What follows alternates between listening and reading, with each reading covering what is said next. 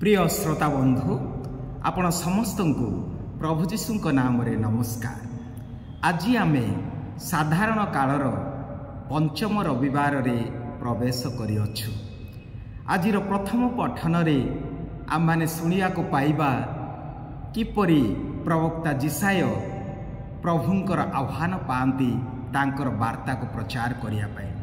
से देखंती एक स्वर्गर एक छवि, से एक दर्शन पाती जे किपरि ईश्वर एक उच्च स्थान रे अधिष्ठित अछंती एवं दूत माने तांकर प्रशंसा करुछंती।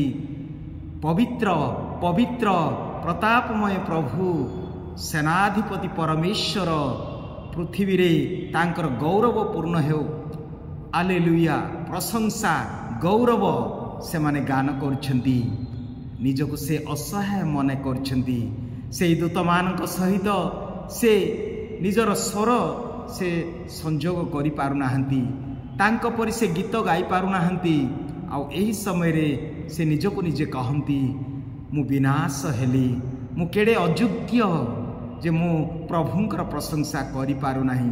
आउ सेही समय रे स्वर्गर जणे दूत आसी सेही बेदीरो अंगार ने तांकर ओठ को स्पर्श करते तांकर ओठ खलीगला एवं सेही दूत मानक संगे किरूब मानक सहित से प्रभुंकर प्रशंसा कले।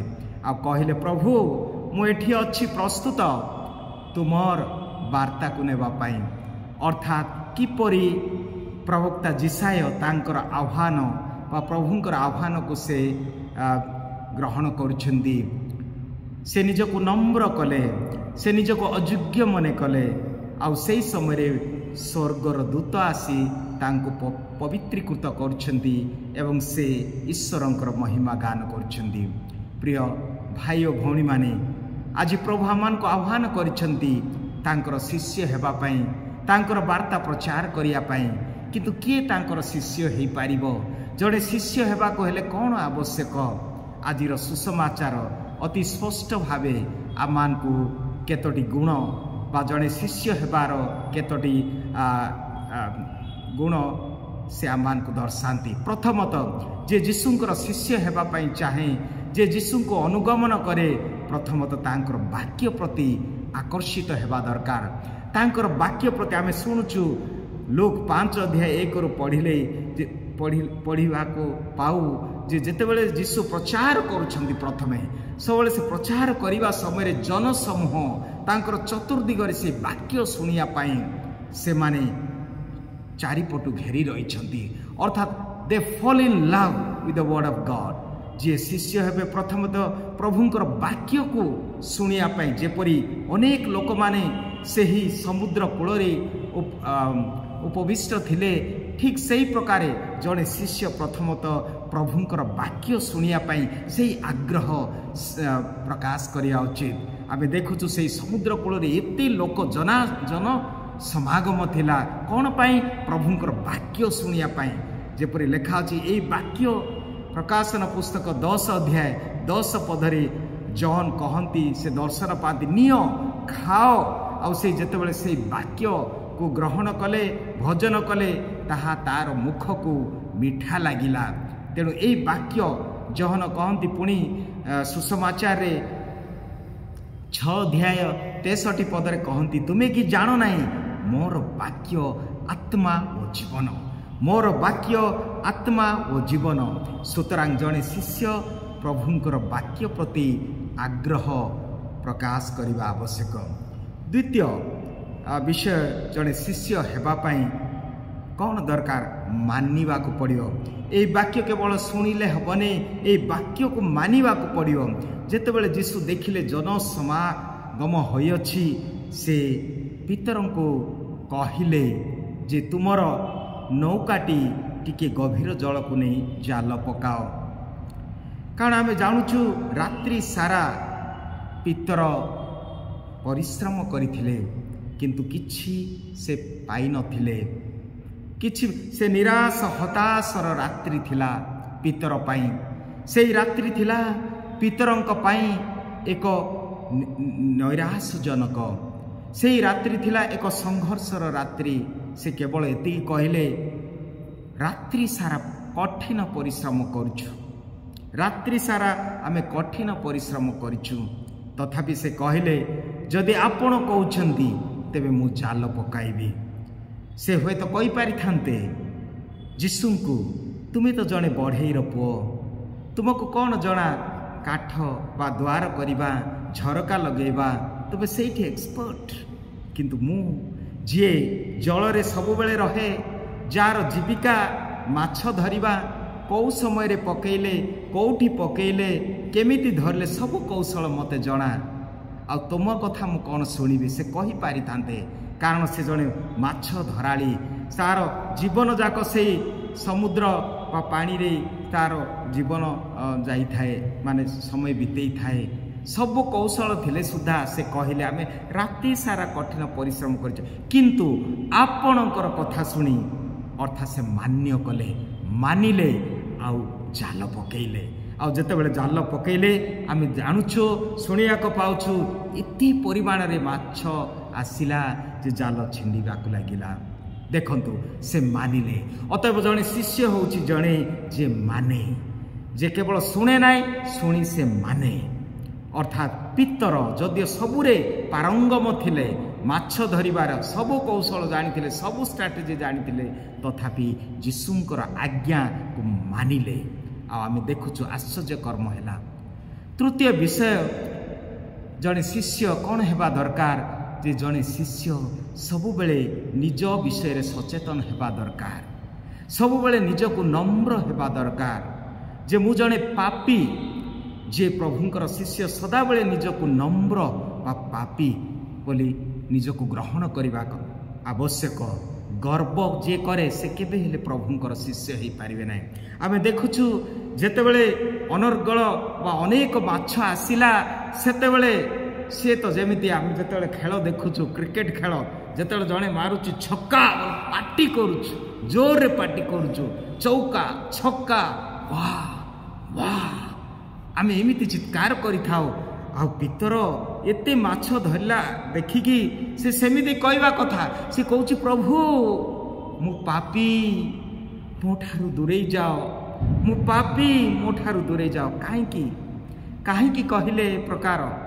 ଅନେକ ଧର୍ମ ପଣ୍ଡିତମାନେ କହନ୍ତି, ଆମେ ଜାଣୁଛୁ, ଯେତେବେଳେ ପିତରଙ୍କୁ ଏବଂ ତାଙ୍କ ଭାଇ ଆନ୍ଦ୍ରିଆକୁ ଯୀଶୁ ଡାକିଲେ, ସେତେବେଳେ ସେମାନେ ବାପା ମା ଜାଲ ସବୁ ଛାଡ଼ି ଯୀଶୁଙ୍କର ଅନୁଗମନ କଲେ। ହୁଏତ କେତେଜଣ କହନ୍ତି, ଯୀଶୁଙ୍କୁ ଅନୁସରଣ କଲା ପରେ ମଧ୍ୟ କିଛି ତାଙ୍କ ଜୀବନରେ ପରିବର୍ତ୍ତନ ହେଉନାହିଁ। କିଛି ଦିନ ହୁଏତ ବହୁତ କିଛି ଆନନ୍ଦର ସହିତ ସେ କଲେ, ଆଉ କିଛି ଦିନ ପରେ ହୁଏତ ତାଙ୍କ ଜୀବନଟା ଗୋଟିଏ ଶୂନ୍ୟତା ହେଇଥିବ, ହୁଏତ ବହୁତ କିଛି ହେଉନାହିଁ। ତେଣୁ ସେ ଆଉ ଥରେ ବୋଧେ ଯାଇଛି ମାଛ ଧରିବାକୁ। ସବୁ ଜାଲ ତ ସବୁ ତ୍ୟାଗ କରିଥିଲା, ପୁଣି ଆଉ ଥରେ ଧରିଲେ। ଅର୍ଥାତ୍ ସେ ହୁଏତ ବିଶ୍ୱାସ ହରେଇଥିଲା। ହୁଏତ ସେହି ବ୍ୟକ୍ତିଟି ଭାବିଲା ଯୀଶୁଙ୍କୁ ଅନୁସରଣ କରି କିଛି ଲାଭ ନାହିଁ, ଏମିତି ତା ମନରେ ବୋଧହୁଏ ଅନେକ ପଣ୍ଡିତମାନେ କହନ୍ତି ତାହା ଥାଇପାରେ। ତେଣୁ ସେ ଯେତେବେଳେ ଦେଖିଲେ, ମୁଁ ଯେଉଁଟା ଭାବୁଥିଲି ସେଇଟା ନାହିଁ ପ୍ରଭୁ, ତୁମେ ମହାନ ଈଶ୍ୱର, ତୁମେ ଆଶ୍ଚର୍ଯ୍ୟର ପରମେଶ୍ୱର, ତୁମେ ଏତେ ମହାନ କାର୍ଯ୍ୟ କରିବ ବୋଲି ମୁଁ ବିଶ୍ୱାସ, ତେଣୁ ଦୂର ହୋ, ମୁଁ ପାପୀ। ଅର୍ଥାତ୍ ଯିଏ ନମ୍ର କରେ। ଆଜିର ପ୍ରଥମ ପଠନରେ ମଧ୍ୟ ଆମେ ଶୁଣିଲୁ କେମିତି ଯିଶାୟ ପ୍ରବକ୍ତା ଯେତେବେଳେ ପ୍ରଭୁଙ୍କର ଡାକରା ପାଉଛନ୍ତି, ସେ କହିଲେ, ମୁଁ କେଡ଼େ ଅଯୋଗ୍ୟ, ନମ୍ର କଲେ। ଆଜିର ଦ୍ୱିତୀୟ ପଠନ ମଧ୍ୟ ସାଧୁ ପାଉଲ ସେଇ ବିଷୟ କହନ୍ତି, ମୁଁ ଆଜି ଯାହା କିଛି ହୋଇଛି, ଯାହା ହୋଇପାରିଛି, ସବୁକିଛି ପ୍ରଭୁଙ୍କ ଯୋଗୁଁ। ମୁଁ ଯାହା ହୋଇଛି ତାହା ପ୍ରଭୁଙ୍କର। ଏଇଟା କେବଳ ଜଣେ ନମ୍ର ବ୍ୟକ୍ତି କହିପାରିବ। ଅର୍ଥାତ୍ ଜଣେ ଶିଷ୍ୟ ହେବାକୁ ହେଲେ ଜଣକୁ ନମ୍ର ହେବା ଆବଶ୍ୟକ। ପ୍ରଥମ ପିତର 5:5 ଲେଖାଯାଏ, ପ୍ରଥମ ପିତର 5:5 ଲେଖାଯାଏ, ସେ ଅହଙ୍କାରୀମାନଙ୍କୁ ତଡ଼ି ଦିଅନ୍ତି କିନ୍ତୁ ନମ୍ରମାନଙ୍କୁ ଉନ୍ନୀତ କରନ୍ତି। ସେ ଅହଙ୍କାରୀ ଗର୍ବୀମାନଙ୍କୁ ସେ ତଡ଼ି ଦିଅନ୍ତି କିନ୍ତୁ ନମ୍ର ବ୍ୟକ୍ତିମାନଙ୍କୁ ଉନ୍ନୀତ କରନ୍ତି। ଆଉ ଏକ ଗୁଣ ଜଣେ ଶିଷ୍ୟ ହେବାକୁ ହେଲେ ଆମ୍ଭେମାନେ ତ୍ୟାଗମୟ ଜୀବନ। ମୁଁ ଆଜିକାଲି ସବୁବେଳେ କହେ, ପ୍ରଥମ ତ୍ୟାଗ इवेन बापा माँ ठार जे सेमिनारी बा फादर होगापाई सिस्टर होगापाई जाती मु कहे सबुठार बड़ त्याग टेलीफोन कारण छोट पिला को आजिकल आम दे छोट पिला कांदी थाए टेलीफोन जो तेणु आज अनेक त्याग करने आवश्यक किंतु गोटे त्याग से जितेबाला देखिले एते माछ होईची आउ सेटा देखी हुए तो से ओवरनाइट गोटे रात्रि भितरे से गोटे धनी हो जाता जेते ता जीवन रे एते थर से काम करिकी भी एते पाई नथिला किंतु सेही रात्रि ता जीवन पाई परिवर्तन करि देई थांता तार जीवन तार पेशा तार जीविका पूरा से गोटे धनशाली व्यक्ति हो जाई थांता किंतु प्रभु कौन कहउछंती आस मोर अनुगमन कर आउ तार प्रलोभन नाही जदियो सब किछि अछि माछ एते पाइछि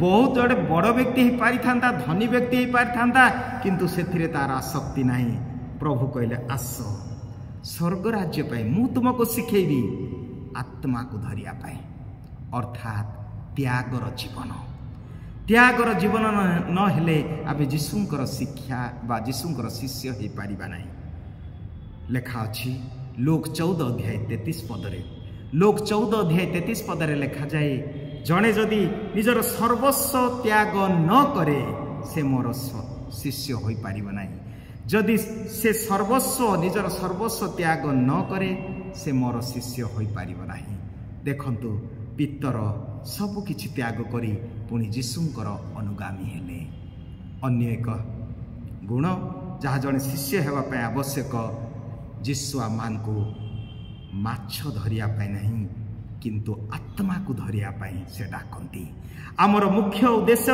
मुख्य कार्य है आत्मा को उद्धार करवा अन्य व्यक्ति मान को जीशुंकर सुसमाचार प्रचार करवा परित्राण आनिबा पाई आमे जने जने उपादान प्रभु हस्त हेबा आवश्यक आत्मा धरिया we should have a passion to save the soul जते मिशनारी माने आसिले एही आत्मा को रक्षा करिया पाई परित्राण आनिया पाई निजर घर द्वार सब किछि त्याग करी से माने प्रभुंकर अनुगमन कले अतएव आसंतु प्रिय भाई भौणी माने प्रभु आम समस्त को आह्वान करिसंती केवल जे जाजक माने सेवा भग्नी नाई आमे जो माने भी दीक्षा स्नान द्वारा दीक्षित होइछु आमर कर्तव्य ईश्वरंकर वार्ता प्रचार करिबा सुसमाचार प्रचार करिबा यह समस्तंकर अधिकार अछि आ जीशुंकर शिष्य हेबा तेबे कोन आवश्यक प्रथमतः जीशुंकर वाक्य प्रति लालायित हेबा आग्रह हेबा द्वितीय तांकर आज्ञा मानिबा तांकर कथा सुनिबा तृतीय आमान को निजको निजे विवेक परीक्षा करी निजको नम्र करिबा नम्र हेबा चतुर्थ आमान को त्याग करिया को पड़ियो त्यागर जीवन जीशुंकर शिष्य हेबा पाई आ शेष रे आमर मिशन हेला आत्मा को धरिबा परित्राण आनिबा प्रभु हम समस्त को आशीर्वाद करंतु आमेन।